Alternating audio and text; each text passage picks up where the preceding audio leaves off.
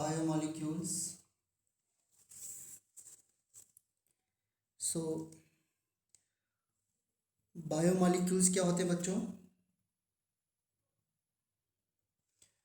They are the organic compound, organic compounds which form basis of life।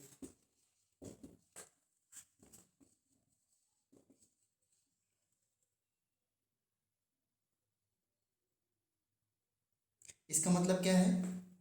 That means they build up living system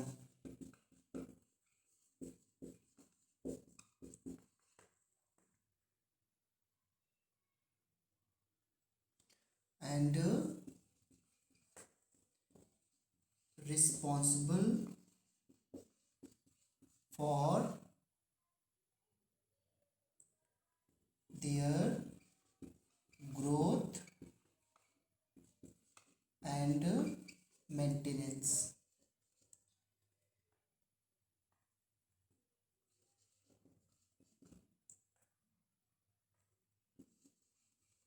okay, तो ये तो definition है biomolecules की।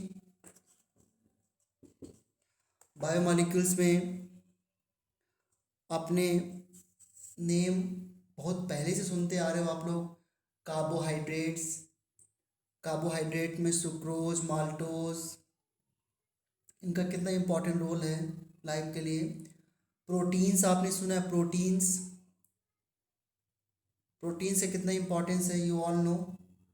Protein के hydrolysis से क्या बनता है, किसी को पता है? प्रोटीन्स का अगर हाइड्रोलिसिस किया जाए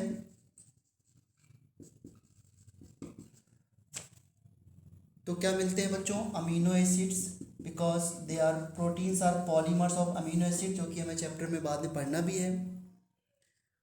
और अमीनो एसिड जो होते हैं ये क्या होते हैं, जिसमें कि कार्बन पे एसिड ग्रुप CH हो और बेसिक ग्रुप NH2 हो, ये होते हैं amino acid. Amino acid, NH2 amino, ये एसिड। इन अमीनो एसिड्स को हम लोग जो है, कुछ अमीनो एसिड तो हमारी बॉडी में सिंथेसिस हो जाते हैं,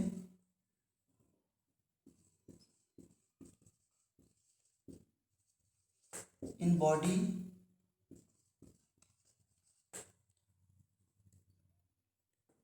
एंड कुछ ऐसे होते हैं अमीनो एसिड जिनको हम डाइट के थ्रू लेते हैं। इसे प्रोटीन, अमीनो एसिड क्या है बेसिकली? प्रोटीन क्या है? अमीनो एसिड का पॉलीमर। तो प्रोटीन हम ले रहे हैं, दैट मीन्स हम अमीनो एसिड को ले रहे हैं। तो कुछ अमीनो एसिड हमारी बॉडी में खुद ही सिंथेसाइज हो जाते हैं, और कुछ अमीनो एसिड जो होते हैं हम लोग डाइट के थ्रू लेते हैं, जिनकी हमें रिक्वायरमेंट होती है। जैसे आपने सुना है नाम प्रोटीनेक्स का, या कितने तरीके से हॉर्लिक्स वगैरह हम लेते हैं जो रिक्वायर्ड प्रोटीन होते हैं उसके लिए। तो ये सब बायोमोलिक्यूल हैं जो लिविंग सिस्टम के लिए बहुत ही इंपॉर्टेंट है। हमें चैप्टर में बच्चों बेसिकली पढ़ना है carbohydrate.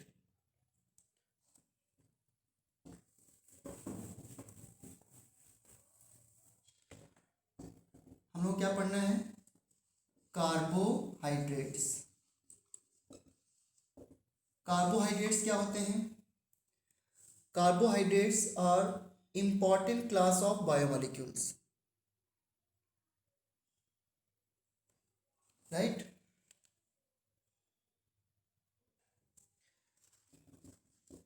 They are important class of biomolecules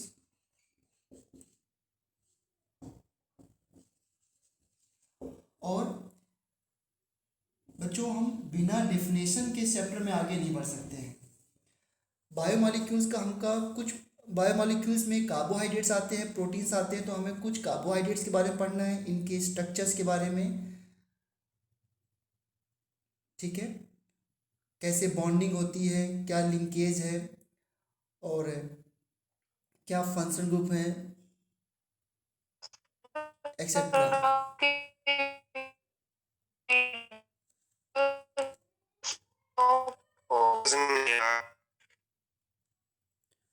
what happened?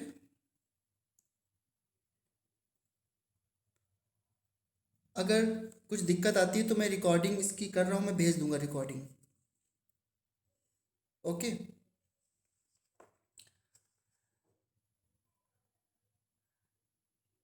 Now बिना डेफिनेशन के हम इसमें आगे नहीं बढ़ सकते हैं। So what is the definition of carbohydrates? देखो कैसे डिफाइन करते हैं हम लोग इनको। They are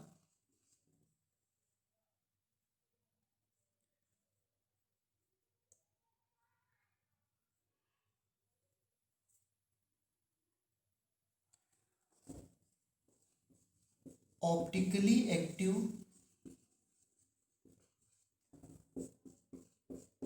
polyhydroxy,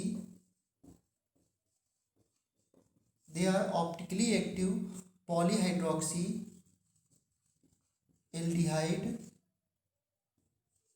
or ketones। they are optically active polyhydroxy aldehydes और ketones, ये होते हैं बच्चों। इसी डेफिनेशन के बेस पर हम थोड़ा आगे बढ़ सकते हैं कार्बोहाइड्रेट्स में। And they can be represented by general formula CH2O का होल n, और एक जनरल फार्मूला होता है CxH2O का होल y। एक्चुअली बच्चों ये जनरल फार्मूला मोनोसेक्राइड में तो अप्लाई हो जाता है। मोनोसेक्राइड अभी वर्ड मैं नहीं यूज करता हूँ। ये जनरल फार्मूला कुछ सिंपल मॉलिक्यूल में तो अप्लाई होता है, अदर में नहीं अप्लाई होता है। बट इस जनरल फार्मूला से हम ऑलमोस्ट सभी कार्बोहाइड्रेट को सेटिस्फाई करा सकते हैं। जैसे अगर मैं यहाँ पर n की वैल्यू 1 ले लूँ तो ये क्या आएगा CH2O, और CH2O को मैं अगर ड्रॉ करूँ तो क्या आएगा SCHO। अब देखो ये तो फॉर्मेल्डिहाइड है, और डेफिनेशन क्या कहती है? They are optically active. क्या ये ऑप्टिकली एक्टिव है? नहीं है, तो ये कार्बोहाइड्रेट की डेफिनेशन को सेटिस्फाई नहीं कर रहा है। इसी तरीके से अगर मैं n की वैल्यू 2 ले लूँ तो फॉर्मूला क्या बन के आएगा? CH2O का होल ट्वाइस क्या बनेगा? C2H4O2। और अगर मैं C2H4O2 को ड्रॉ करूँ तो क्या आएगा? CH3COH। इसमें कहाँ पे कोई कायल सेंटर है? नहीं है ना, देखो ध्यान से। It is a carboxylic acid, और पॉलीहाइड्रोक्सी तो हाइड्रोक्सी ग्रुप भी नहीं है, एल्डिहाइड कीटोन्स भी नहीं है। अगर हम लोग इस मॉलिक्यूल का एल्डिहाइड कीटोन किसी तरीके से ड्रॉ भी कर दें तो उसमें कायल सेंटर नहीं आएगा, तो ऑप्टिकली एक्टिव होना मस्ट है।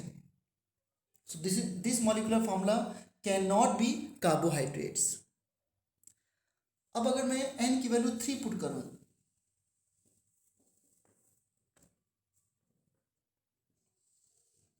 n इक्वल टू 3, तो क्या आएगा बच्चों?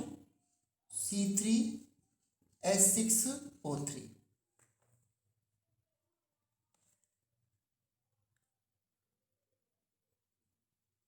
C3H6O3। और इसे ड्रॉ करने की कोशिश करूं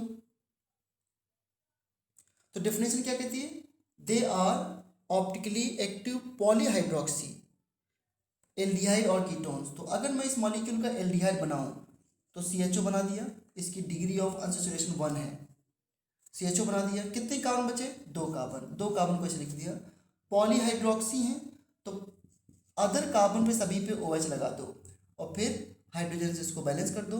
देखो यहाँ पे कार्बन के 2 बॉन्ड हो गए, यहाँ पे H2 और यहाँ पे क्या आ गया? CH, और यहाँ पे एक कायल सेंटर आ गया। तो ये डेफिनेशन इसमें सेटिस्फाई हो रही है।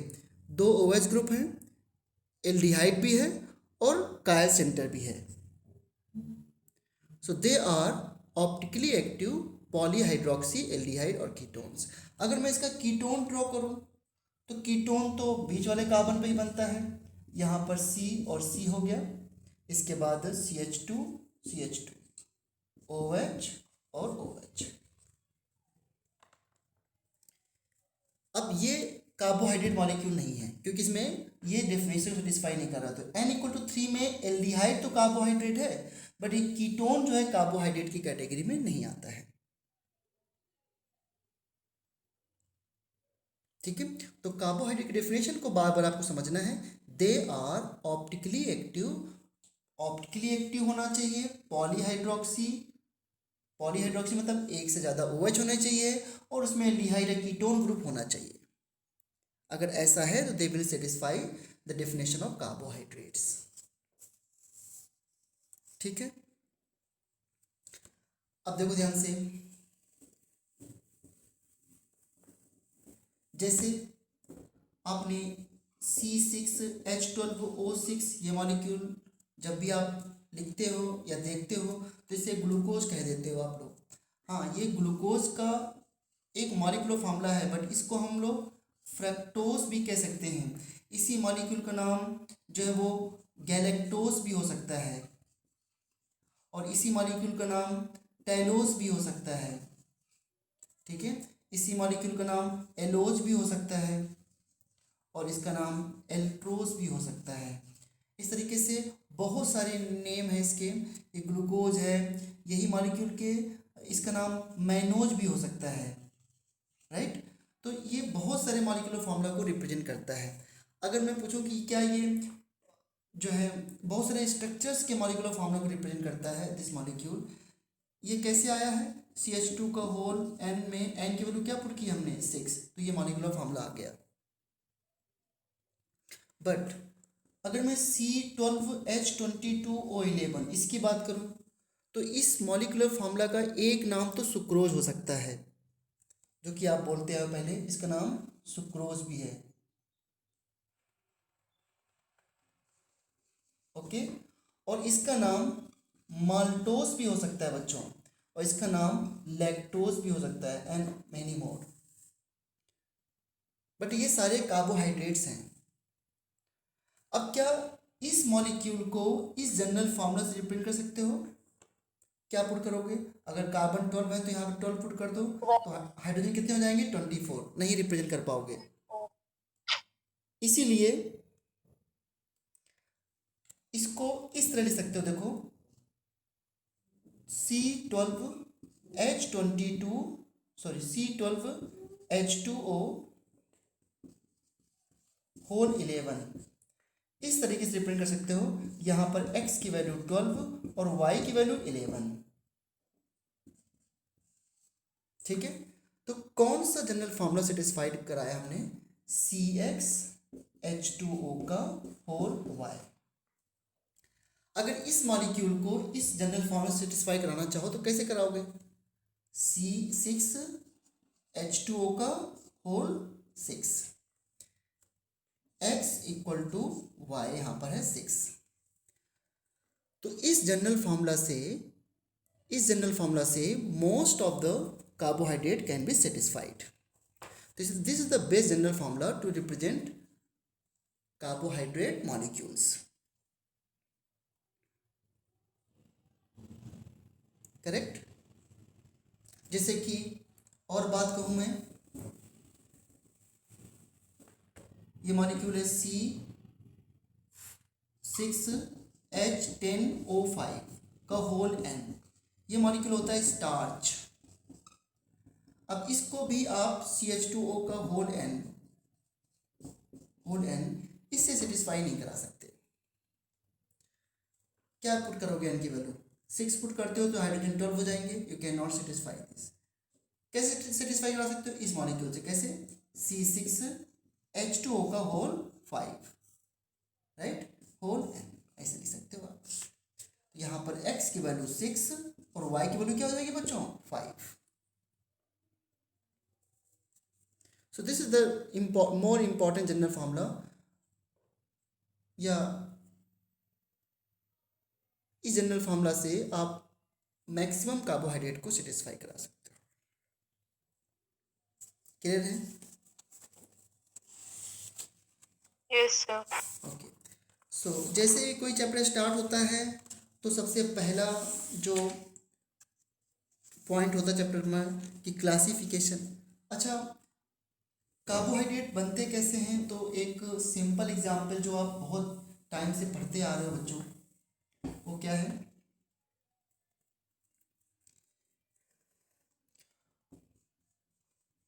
फोटोसिंथेसिस, याद है प्रोसेस, XCO2 प्लस YH2O, ठीक है, इन प्रेजेंस ऑफ सनलाइट,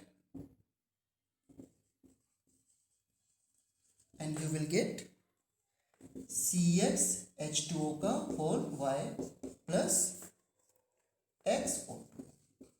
तो by this method naturally carbohydrates are formed. Okay.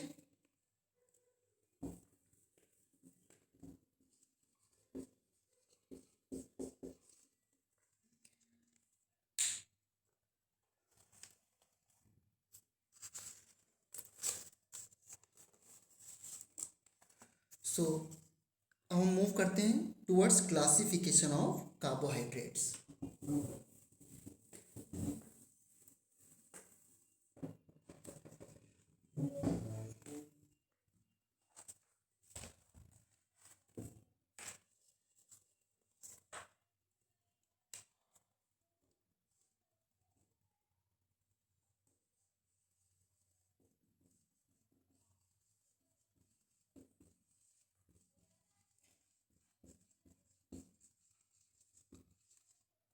Classification of carbohydrate. सबसे पहला क्लासिफिकेशन है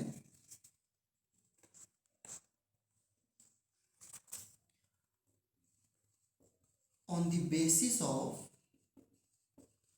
hydrolysis. On the basis of hydrolysis. देखो ध्यान से,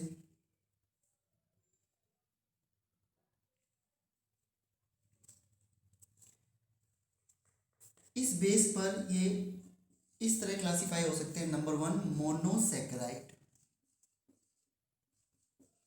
मोनोसैकेराइड. अच्छा, यहाँ पर एक वर्ड आया सैकेराइड, तो carbohydrate can also be called as saccharide. Saccharide का मतलब स्वीट से है, और एक कंपाउंड था सैक्रिन.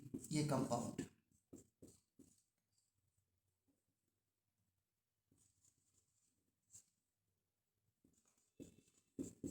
ये कंपाउंड है सैक्रिन. ओके. और ये सैक्रिन जो होता है that is 550 times sweetener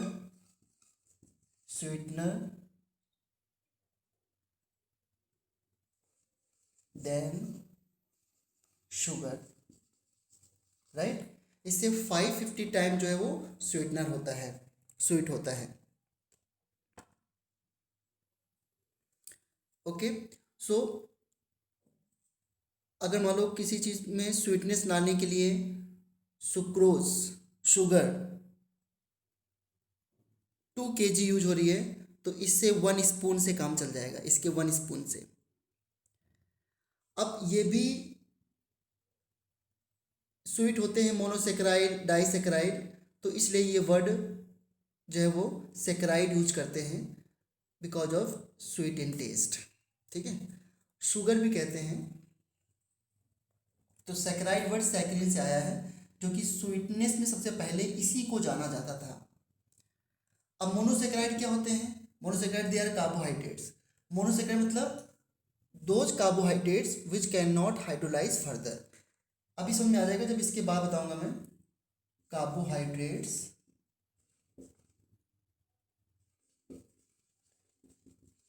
which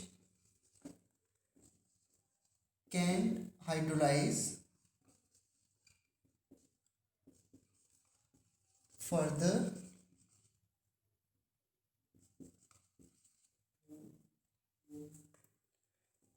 into simple molecules or saccharide, simple saccharide. ठीक है. और इसमें कौन आता है? जैसे कि ये मॉलिक्यूलर फॉर्मूला मोनोसैकेराइड के लिए अप्लाई होता है, तो इसमें n की वैल्यू 3 से स्टार्ट होता है. आपने देखा 3, 4, 5, 6, 7, ये सब अगर ये वैल्यू पुट करते हो तो सारे मोनोसैकेराइड हैं. इससे छोटे मोनोसेकेराइड नहीं हो सकते हैं। जैसे मान लो अगर मैं बोलूँ कि 6 वाला, यहाँ पे 6 वैल्यू पुट करता हूँ तो C6 से H12O6 हो गया। ये फर्दर हाइड्रोलाइज नहीं हो सकता। इससे अगर मान लो इसकी मैं वाटर से करा दूँ और मैं छोटू कि इससे छोटा सेकेराइड बन सकता है क्या, N=3 वाला, तो नहीं बनेगा। तो जो सेकेराइड या जो कार्बोहाइड्रेट फर्दर हाइड्रोलाइज नहीं होते हैं उसे हम मोनोसेकेराइड कहते हैं। और ये बात और अच्छे समझ में आ जाएगी जब मैं इसके बाद वाला आपको बताता हूँ। जैसे है ना कि यहाँ पे N की वैल्यू 3, 4, 5, 6 जो भी पुट करोगे, जो भी बनेगा molecule that will be monosaccharide. अब दूसरा आते हैं ओलिगोसेकेराइड। ओलिगोसेकेराइड ये क्या होते हैं, carbohydrate which on hydrolysis gives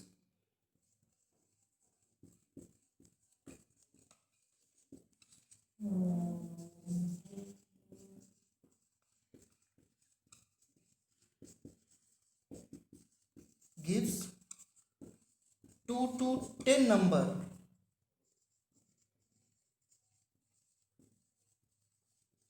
monosaccharide units। ठीक है, 2 to 10 नंबर में मोनोसेकेराइड यूनिट दे सकते हैं, उसे बोलते हैं बच्चों हम लोग ओलिगोसेकेराइड्स। चलो इस बात को ही समझते हैं एग्जाम्पल से। जैसे C12H22O11, अगर मैं इसकी करूँ हाइड्रोलिसिस तो क्या करूँ, H22 है और 2 H यहाँ पे तो 24 हो गया, ऑक्सीजन 11 है, एक यहाँ पे तो 12 हो गया, 2 से डिवाइड कर दो टोटल, तो C6H12O6 प्लस C6H12O6 ये बनेगा। अब देखो इस मॉलिक्यूल ने कितने सेकेराइड दिए छोटे, 2 सेकेराइड, तो ये ओलिगो में इसे क्या बोलेंगे, डाइसेकेराइड। इसका नाम क्या होगा बच्चों, डाइसेकेराइड। क्यों, क्योंकि इसने हाइड्रोलिसिस करने के बाद 2 मोनोसेकेराइड यूनिट दिए हैं। अगर कोई 3 यूनिट दे दे तो ट्राइसेकेराइड, वो भी ओलिगो के अंदर आएगा। 4 यूनिट दे दे तो भी टेट्रासेकेराइड होगा लेकिन ओलिगो के अंदर आएगा। ओलिगो के अंदर कब तक आना है, 10। अगर 10 से ज़्यादा है, अगर 10 से ज़्यादा है तब इसका नाम हो जाएगा पॉलीसेकेराइड। ठीक है, तो चलो अभी इसी में रहते हैं हम लोग, डाइसेकेराइड में। Disaccharide is the example of oligosaccharides. अब देखो इस मॉलिक्यूल को मैंने नाम बोला था कि नाम सुक्रोज भी हो सकता है, इस मॉलिक्यूल का नाम सुक्रोज भी हो सकता है बच्चों। अब अगर इसका नेम सुक्रोज है तो ये जो 2 बनते हैं इसमें एक का नाम होता है अल्फा ग्लूकोज और दूसरा का नाम होता है बीटा फ्रक्टोज।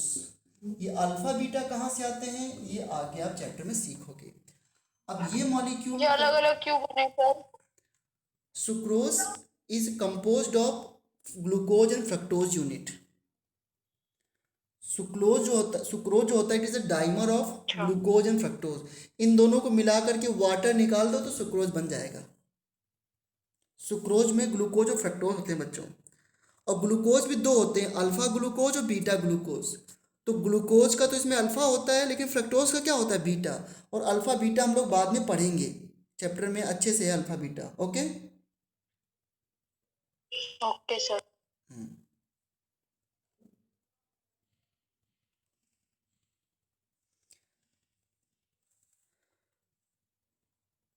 अब अगर यही मॉलिक्यूलर फार्मूला माल्टोज का है, क्योंकि माल्टोज का सेम मॉलिक्यूलर फार्मूला होता है, अगर ये माल्टोज है तब जानते हो 2 यूनिट क्या बनती हैं, एक का नाम होता है अल्फा ग्लूकोज और एक का नाम होता है बीटा, सॉरी दूसरा भी अल्फा ग्लूकोज ही बनता है।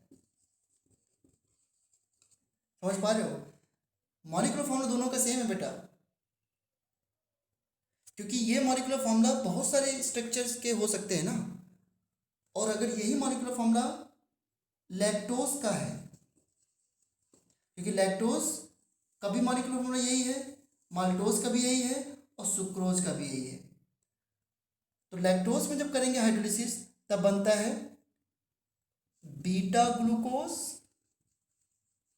और बीटा गैलेक्टोज।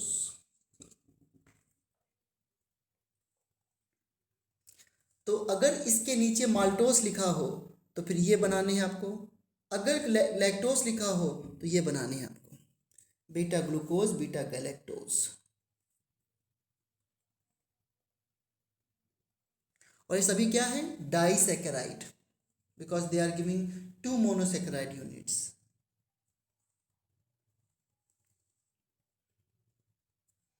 तो ओलिगोसैकेराइड में क्या क्या आ सकता है, डाइसैकेराइड, ट्राइसैकेराइड, टेट्रासैकेराइड, पेंटासैकेराइड एक्सेट्रा। अगर आपसे मैं कहूँ कि कोई एक ट्राइसैकेराइड का एग्जाम्पल बताओ, ट्राइसैकेराइड का, तो कैसे क्या करोगे बताओ।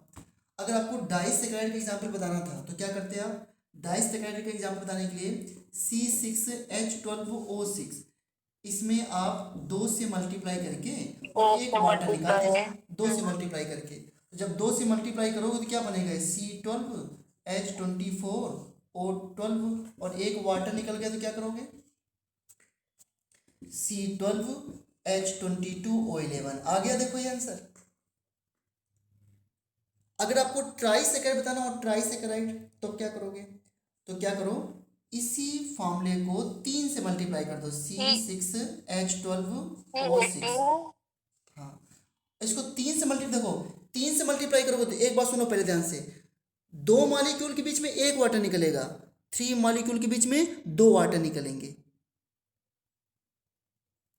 क्यों, क्योंकि 3 बार इसको लिखो, मान लो ये 3 बार, इसका नाम ए है मान लो, तो हमने ए और ए लिखा, एक बार इसके बीच में वाटर, एक बार इसके बीच में वाटर, तो 2 वाटर निकालो तो यहाँ पे -2H2 कर दिया। अब बताओ क्या बनना चाहिए स्ट्रक्चर, C18H32O6। हाँ O16, हाँ सॉरी 6। C18H32O16। क्यों, क्योंकि यहाँ पे कितने हो जाएंगे, 6 3 × 12, 6 3 × 18 और 2 ऑक्सीजन चले गए तो 16 बचा। तो इसी तरीके से अगर आपको टेट्रासैकेराइड बनाना तो क्या करोगे, टेट्रासैकेराइड के लिए 3 वाटर निकाल दो 4 से मल्टीप्लाई करके, राइट। हाँ, सभी का मॉलिक्यूलर फॉर्मूला बनाया जा यस सकता सर। है। हाँ,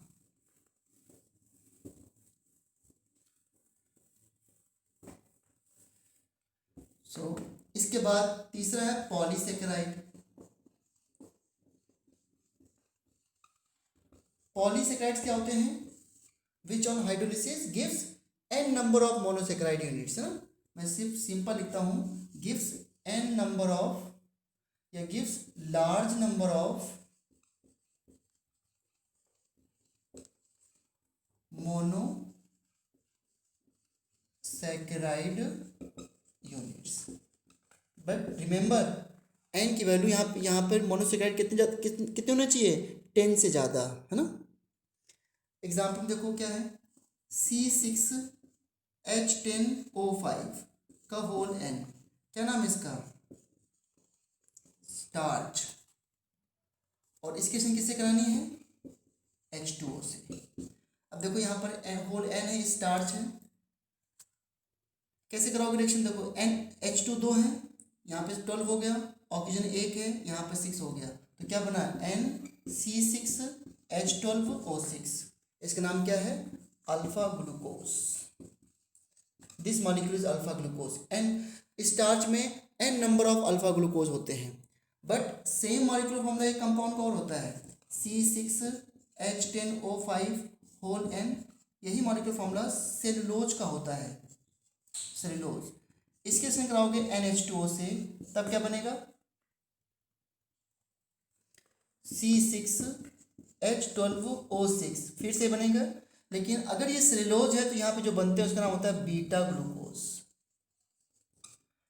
तो स्टार्च और सेलुलोज के मॉलिक्यूलर फॉर्मूला सेम है, इनके स्ट्रक्चर अलग होंगे।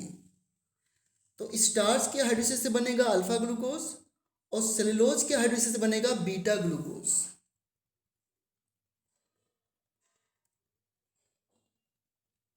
क्लियर है, दे आर कॉल्ड पॉलीसैकेराइड्स। ठीक है,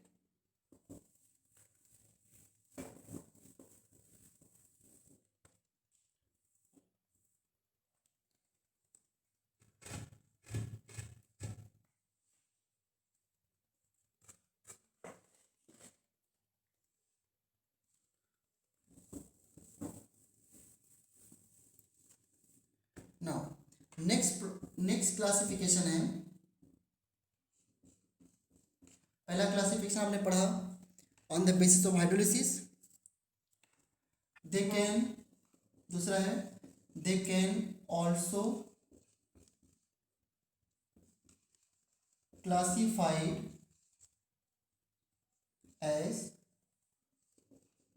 sugar and non sugar.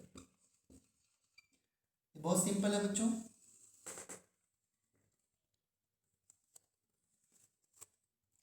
Sugar किसे बोलेंगे,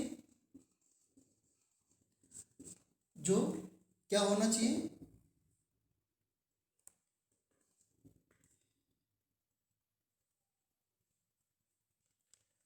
जो कार्बोहाइड्रेट विच आर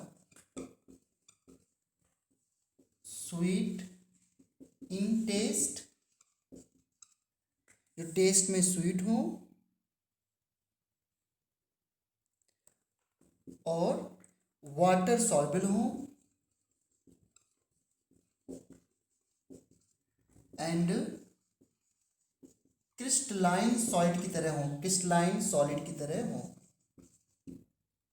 ठीक है, उसे बोलते हैं sugars.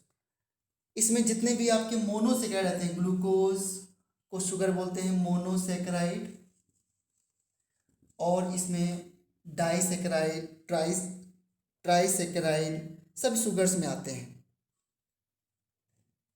I can say oligosaccharide, right. But जो हमारे पॉलीसेक्राइड होते हैं, पॉलीसेक्राइड वो नॉन शुगर्स होते हैं, ठीक है। नॉन शुगर में किसी एग्जाम्पल है, पॉलीसेक्राइड के। Why they are non sugars, because ये टेस्टलेस होते हैं, okay, they are tasteless and सबसे इंपॉर्टेंट बात यह है कि ये जो हैं वो आपके अमार्फस सॉलिड होते हैं and insoluble in water, amorphous solid and insoluble in water, ये वाटर में बच्चों इनसॉल्युबल होते हैं, ओके। एक ये छोटा सा भी क्लासिफिकेशन है जिसमें कि पॉलीसेक्राइड को नॉन शुगर और मोनोसेक्राइड एंड ओलिगोसेक्राइड को शुगर बोलते हैं।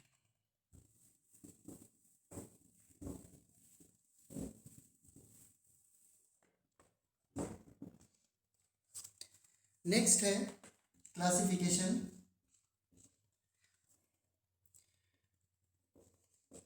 As a reducing and non reducing sugar.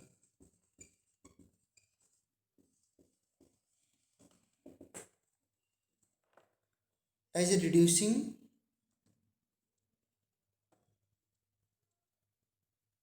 And non reducing sugar, इस तरह भी बच्चों ये क्लासीफाई किए जा सकते हैं।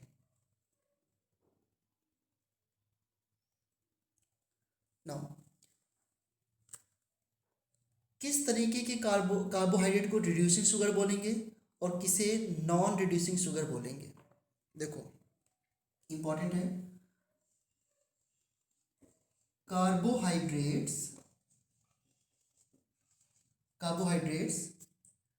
which reduces टॉलेंस रीजेंट, जो टॉलेंस रीजन को रिड्यूस कर दे और फेलिंग रीजन को रिड्यूस कर दे एक्सेट्रा। बेंडिक्ट रीजन, एक बेंडिक्ट होता है उसको रिड्यूस कर दे, उसे बोलते हैं रिड्यूसिंग शुगर। टॉलेंस रीजन क्या है, अमोनिकल सिल्वर नाइट्रेट याद होगा, इसको रिप्रेजेंट करते हैं AgNH3 का whole twice plus charge, this is your Tollens reagent, है ना, इन बेसिक मीडियम में ये काम करता है। और फेलिंग रीजन क्या था, Fehling reagent is a comprises of two mixture, Fehling A and Fehling B, और जब फेलिंग ए और फेलिंग बी को इक्वल अमाउंट में मिला देते हैं तो जो बनता है उसे हम लोग क्या बोलते हैं बच्चों? Fehling reagent. Okay, Fehling A क्या होता है? Aqueous copper sulphate, this is aqueous copper sulphate. और फेलिंग बी क्या होता है?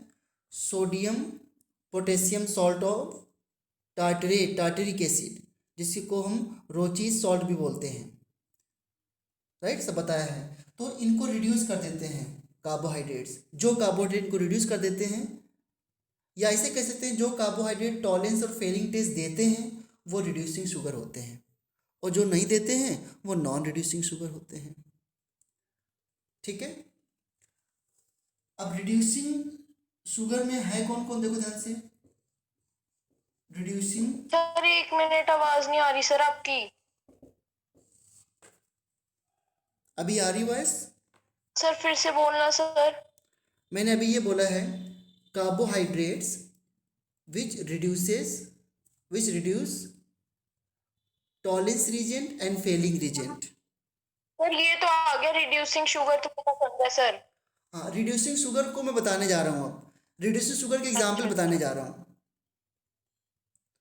सो रिड्यूसिंग शुगर में कौन आता है? रिड्यूसिंग शुगर में आते हैं मोनोसेक्राइड और अधिकतर कह सकते हैं ओलिगोसेक्राइड।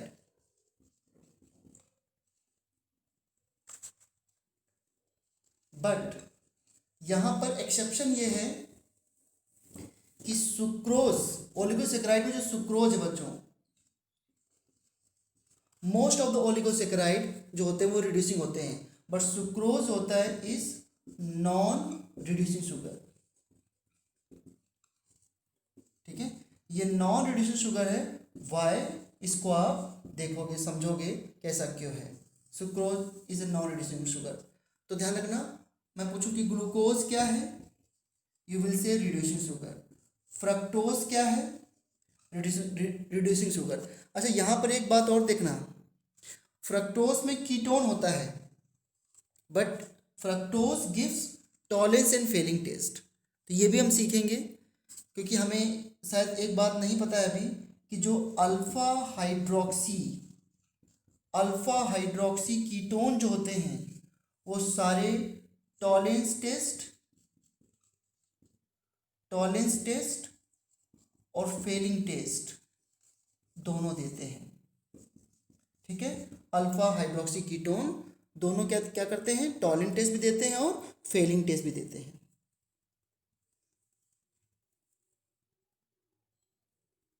ठीक है,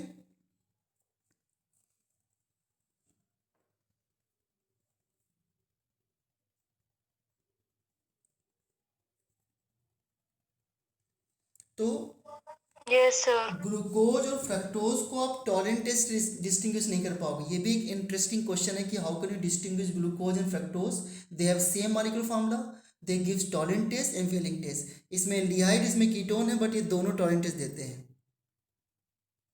सो ये सब चैप्टर में आगे है, अभी तो हम इंट्रोडक्शन में कर रहे हैं। तो रिड्यूसिंग शुगर में अधिकतर मोनोसेक्राइड और ओलिगोसेक्राइड है एक्सेप्ट सुक्रोज, और नॉन रिड्यूसिंग शुगर में जनरली जो आते हैं वो पॉलीसेक्राइड आते हैं। पॉलीसेक्राइड, अच्छा इसका रीजन भी दूंगा क्यों, सभी आपको आगे पता चल जाएगा कि पॉलीसेक्राइड जो नॉन रिड्यूसिंग शुगर है। नॉन रिड्यूसिंग शुगर से मतलब यही है कि जो फेलिंग और टॉलरेंस टेस्ट को नहीं दे या उसको रिड्यूस नहीं करे। नहीं देते। हाँ, हाँ, अगर आपको थोड़ा सा याद आ जाए तो याद करो कि हमने एल्डिहाइड की रिएक्शन जो है वो टॉलरेंस रीजन से जब कराई थी, AgNH3 का whole twice plus charge basic medium में, तो एल्डिहाइड इसमें ऑक्सीडाइज हुए थे RCO माइनस, और Ag जो +1 स्टेट में है, यहाँ पे Ag के ऑक्सीजन स्टेट +1 है, ये रिड्यूस हुआ था Ag में। सिल्वर, इसका नाम क्या होता है? Silver mirror. सिल्वर मिरर में रिड्यूस होता है। ठीक है,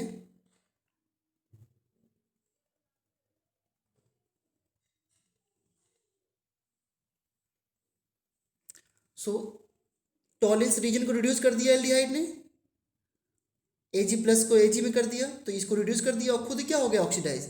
इस तरह ग्लूकोज भी जो होते हैं वो इसको रिड्यूस कर देते हैं और खुद ऑक्सीडाइज हो जाते हैं, और ऐसा करने की वजह से इन्हें हम लोग रिड्यूसिंग शुगर कहते हैं। बस starch is a non reducing sugar, cellulose is a non reducing sugar because they are polysaccharides. उनमें एल्डिहाइड ग्रुप जो होते हैं फ्री नहीं होते, कीटोन ग्रुप फ्री नहीं होते। सुक्रोज नॉन रिड्यूसिंग शुगर इसलिए है क्योंकि उसमें भी एल्डिहाइड कीटोन फ्री नहीं होते हैं। कैसे, आगे समझेंगे।